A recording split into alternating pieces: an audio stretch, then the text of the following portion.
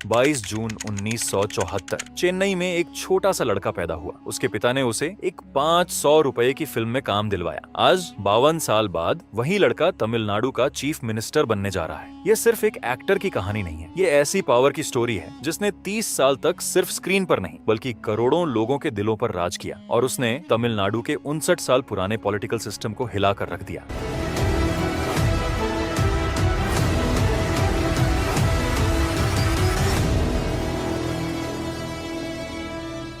चेन्नई 1974 एक middle class घर जहां सिनेमा सिर्फ एंटरटेनमेंट नहीं बल्कि जिंदगी जीने का तरीका था। पिता एस.ए. चंद्रशेखर एक डायरेक्टर थे, माँ शोभा चंद्रशेखर एक प्लेबैक सिंगर थीं। सुबह से रात तक स्क्रिप्ट्स, रील्स और म्यूजिक का माहौल रहता था। इसी घर में एक लड़का पैदा हुआ, नाम रखा गया जोसेफ विजय चंद्रशेखर। दुनिया उसे पहले विजय के नाम से जानने लगी, फिर एक दिन थलापति के नाम से पहचानने लगी। पिता चाहते थे कि बेटा डॉक्टर बने, लेकिन विजय की आंखें हमेशा सिनेमा स्क्रीन पर टिकी रहती थी। स्कूल से आते ही वह सीधे फिल्म सेट्स पर चला जाता, एक्टर्स को ध्यान से देखता, डायरेक्टर्स को ऑब्जर्व करता। 1984 विजय सिर्फ 10 साल का था। पिता की फिल्म वेत्री में उसे छोटा सा रोल मिला। पहली सैलरी सिर्फ 500 रुपए थी। उसी 500 रुपए से एक ऐसा करियर शुरू हुआ जिसने 40 सालों में तमिल सिनेमा का इतिहास बदल दिया और साथ ही तमिलनाडु की तकदीर भी बदल दी। 1992 में 18 साल की उम्र में पिता ने उसे लीड एक्टर बना दिया। फिल्म थी नलैया थीरपू। फिल्म कमर्शियली फ्लॉप रही, लेकिन विजय का इरादा नहीं टूटा। वह जानता था नाकामी सिर्फ एक कदम है, मंजिल नहीं। और वहीं से शुरू हुआ वह सफर जो एक फ्लॉप फिल्म से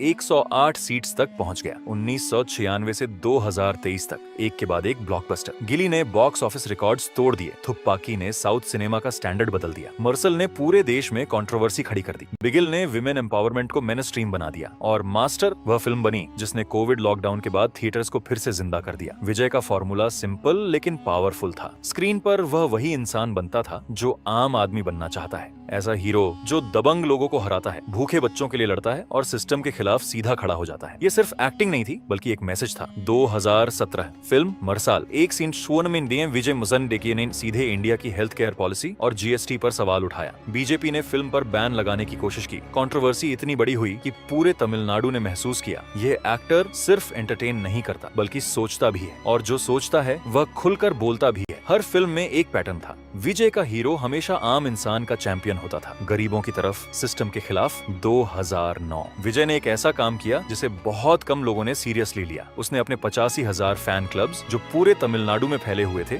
उन्हें एक सोशल वेलफेयर ऑर्गेनाइजेशन में बदल दिया। नाम रखा विजय मक्कल याकम, यानी विजय के लोगों का आंदोलन। ये सिर्फ एक नाम नहीं था। इन क्लब्स ने ब्लड डोनेशन शुरू किया, गरीबों को खाना खिलाया, फ्लड्स और डिजास्टर्स के समय लोगों की मदद की। विजय ने अपनी पॉपुलैरिटी को बिना मीडिया कवरेज के, बिना बड़े बैनर्स के एक सोशल फोर्स में बदल दिया था। लेकिन एक दुख ऐसा था जो विजय के अंदर हमेशा जिंदा रहा। उसकी छोटी बहन विद्या। सिर्फ 2 साल की उम्र में वह दुनिया छोड़ गई। उस दर्द को विजय ने कभी बाहर नहीं आने दिया। लेकिन 2024 में जब उसने अपनी पहली पॉलिटिकल स्पीच दी, वह भावुक हो गया। उसने कहा, जब मेरी अपनी बहन विद्या इस दुनिया से गई तो उसका मुझ पर बहुत गहरा असर हुआ। उसी दिन मुझे समझ आया सिर्फ अपने लिए जीना काफी नहीं है। वह एक टर्निंग पॉइंट था। एक सुपरस्टार जो एक फिल्म के 100 करोड़ रुपए लेता था, वह खुद से पूछ रहा था, इतना पैसा, इतनी शोहरत, क्या यही काफी है? कब तक मैं सिर्फ स्क्रीन पर लड़ता रहूंगा? 2019 में उसने सिटीजनशिप अमेंडमेंट एक्ट का खुलकर विरोध किया। 2023 में उसने एक बड़े इवेंट में सरकार पर सीधा निशाना साधा। अब विजय की पॉलिटिकल सोच छिप नहीं सकती थी। फिर आया 2024 और विजय ने वो फैसला लिया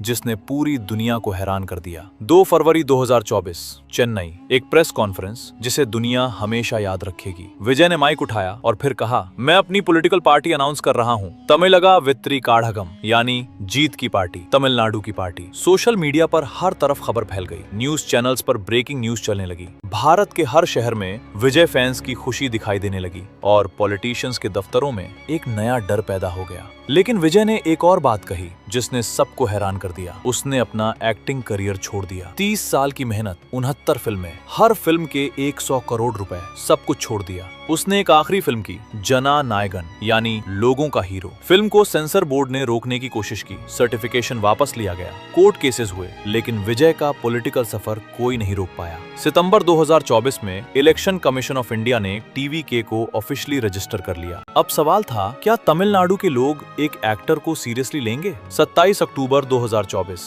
विक्रवंडी, तमिलनाडु, टीवीके की पहली पॉलिटिकल कॉन्फ्रेंस। एनालिस्ट ने अनुमान लगाया 8 लाख से ज्यादा लोग सिर्फ विजय की बात सुनने आए। ये तमिलनाडु की हाल की हिस्ट्री का सबसे बड़ा पॉलिटिकल गैदरिंग बन गया। विजय स्टेज पर आया, भीड़ पूरी तरह शांत हो गई। फिर उसने वो बात कही जिसे तमिलनाडु के लोग बहुत सालों से सुनना चाहते थे। क्या ये सेल्फिश नहीं होगा अगर मैं सिर्फ अपनी जिंदगी के बारे में सोचता रहूं? इतना पैसा कमाने के बाद मैं उसे कहां खर्च करूं? ये लोग जिनकी वजह से मेरी जिंदगी यहाँ तक पहुंची, मैं उनका कर्ज कैसे चुकाऊंगा? 8 लाख लोगों की आंखों में आंसू थे। कोई ड्रामा नहीं, कोई रिहर्स्ड स्पीच नहीं, सिर्फ एक इंसान जो दिल से सच बोल रहा था। विजय ने बीजेपी को उनकी राइट विंग पॉलिटिक्स की वजह से आइडियोलॉजिकल दुश्मन कहा, डीएमके को करप्शन और फैमिली पॉलिटिक्स की वजह से पॉलिटिकल दुश्मन कहा। एक ही स्पीच में उसने तमिलनाडु की दोनों बड़ी पार्टीज को सीधा चैलेंज दे दिया। 3 नवंबर 2024 को टीवीके ने सेंट्रल और स्टेट गवर्नमेंट्स के खिलाफ 26 रेजोल्यूशंस पास किए। फरवरी 2025 में 70,000 बूथ एजेंट्स अपॉइंट करने का प्लान सामने आया। टीवीके अब सिर्फ एक पार्टी नहीं रही थी, वो एक ऑर्गेनाइज्ड फोर्स बन रही थी। और फिर आया वो वक्त जब विजय की सबसे कठिन परीक्षा हुई। 27 सितंबर 2025, करूर, एक पॉलिटिकल रैली। विजय की रैली में लोगों की भारी भीड़ थी। हालात संभालना मुश्किल हो गया। अचानक क्राउड क्रश हुआ। 41 लोगों की मौत हो गई। 80 से ज्यादा लोग घायल हो गए। ऑपोजिशन ने मौका पकड़ लिया। मीडिया ने सवाल उठाने शुरू कर दिए। विरोधियों ने कहा, देखो ये एक्टर पॉलिटिक्स के लिए तैयार नहीं है। लेकिन विजय ने जो किया उस पर हर किसी की नजर गई। उसने तुरंत ऐलान किया, हर मृतक परिवार को 2 लाख रुपए दिए जाएंगे और हर घायल को 20,000 रुपए पर्सनली दिए जाएंगे। फिर 27 अक्टूबर 2025 को वो ममल्लापुरम गया। विक्टिम्स के परिवारों से खुद मिला, रोया, अपना दर्द नहीं छिपाया। उसने कहा, ये मेरी जिम्मेदारी है, मैं यहाँ हूँ, मैं भागूंगा नहीं। यही वो इंसान था जिसे तमिलनाडु अपना लीडर बनाना चाहता था। एक ऐसा इंसान जो मुश्किल समय में भी सामने खड़ा रहता है। फिर आया 2026 और इतिहास लिखने का समय शुरू हुआ। 18 मार्च 2026, विजय का एक और बड़ा फैसला। टीवीके अकेले चुनाव लड़ेगी, न डीएमके के साथ अलायंस, न एआईएडीएमके के साथ, न बीजेपी के साथ। 234 में से 233 सीट्स पर टीवीके ने अपने कैंडिडेट्स उतार दिए। पॉलिटिकल एक्सपर्ट्स हंसने लगे। उन्होंने कहा, पहली बार चुनाव लड़कर इतनी सीट्स, ये बेवकूफी है। एनालिस्ट ने कहा, टीवीके शायद 30 या 40 सीट्स जीतेगी। ऑपोजिशन ने कहा, ये एक्टर है, इसे रियल पॉलिटिक्स नहीं आती। लेकिन विजय के पास एक सीक्रेट वेपन था जिसका किसी ने अंदाजा नहीं लगाया था। उसके 85,000 फैन क्लब्स। तमिलनाडु के हर गांव, हर मोहल्ले में ये फैन क्लब्स सालों से गरीबों की मदद कर रहे थे। लोग उन पर भरोसा करते थे। 30 मार्च 2026 को विजय ने पेराम्बूर कॉन्स्टिट्यूएंसी से नॉमिनेशन फाइल किया और फिर शुरू हुआ वो कैंपेन जो तमिलनाडु ने पहले कभी नहीं देखा था। हर रैली में लाखों लोगों की भीड़ उमड़ने लगी। सोशल मीडिया पर टीवीके का डिजिटल कैंपेन एक ग्लोबल फिनोमिनन बन गया। 23 अप्रैल 2026, वोटिंग डे। तमिलनाडु में 85.1% वोटिंग हुई। इतिहास का सबसे बड़ा वोटर टर्नआउट रिकॉर्ड बन गया। लोग वोट देने ऐसे निकले जैसे पहले कभी नहीं निकले थे। पहली बार वोट करने वाले युवाओं की संख्या ने हर एनालिस्ट को हैरान कर दिया। 4 मई 2026, काउंटिंग डे। पूरी दुनिया की नजर तमिलनाडु पर थी। सुबह से रिजल्ट्स आने लगे। टीवीके जो सिर्फ 2 साल पहले बनी थी, एक के बाद एक सीट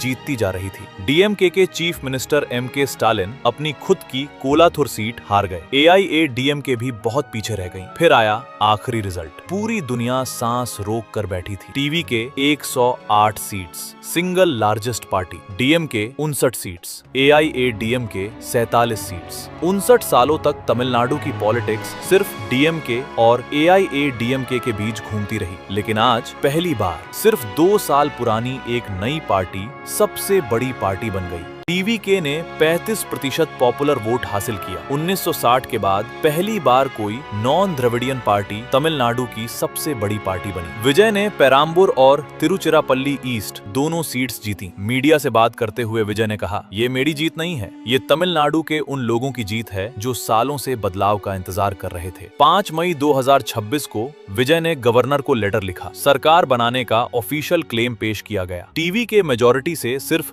10 सीट्स पीछे थी, लेकिन छोटी पार्टीज का सपोर्ट उस दूरी को खत्म कर सकता था। 59 साल पुराना पॉलिटिकल डुओपोली खत्म हो गया। टीवीके का मैनिफेस्टो क्या था? ड्रग फ्री स्टेट, यूथ के लिए जॉब्स, विमेन के लिए monthly financial assistance, free government bus travel, collateral free education loans, health, education, farmers, fisher folk और वीवर्स सभी के लिए साफ प्लान्स। विजय की जीत का सबसे बड़ा कारण क्या था? विमेन वोटर्स ने टीवीके को भारी सपोर्ट दिया। फर्स्ट टाइम वोटर्स बड़ी संख्या में बाहर आए। अर्बन मिडिल क्लास, रूरल गरीब, माइनॉरिटीज सब ने टीवी के को चुना क्योंकि लोग बदलाव चाहते थे और विजय बदलाव का चेहरा बन चुका था। ये सिर्फ फैन फॉलोइंग नहीं थी, ये एक मास मूवमेंट था जो स्क्रीन से शुरू हुआ और इतिहास तक पहुंच गया। 1984 में एक लड़के ने 500 रुपए में अपनी पहली फिल्म की। 1992 में उसकी पहली लीड फिल्म फ्लॉप हो गई, लेकिन वो नहीं रुका। 2009 में उसने 85,000 फैन क्लब्स को सोशल फोर्स में बदल दिया। 2024 में उसने 100 करोड़ रुपए पर फिल्म की सैलरी छोड़ दी। 2026 में उसने तमिलनाडु का 59 साल पुराना पॉलिटिकल सिस्टम बदल दिया। एक ऐसा इंसान जिसने 500 रुपए से शुरुआत की, जिसने बचपन में अपनी छोटी बहन को खो दिया, जिसने सालों तक स्क्रीन पर करोड़ों लोगों का दर्द जिया और फिर एक दिन फैसला किया कि स्क्रीन के बाहर असली जिंदगी में बदलाव लाना ज्यादा जरूरी है। थलापति विजय, कमांडर, लोगों का हीरो, तमिलनाडु का नया दौर। अगर ये स्टोरी आपको इंस्पायर करती है तो वीडियो को लाइक करें और चैनल को सब्सक्राइब करें। कमेंट में जरूर बताएं क्या आपको लगता है कि विजय एक अच्छा चीफ मिनिस्टर बनेगा और अगली डॉक्यूमेंट्री किस पर होनी चाहिए।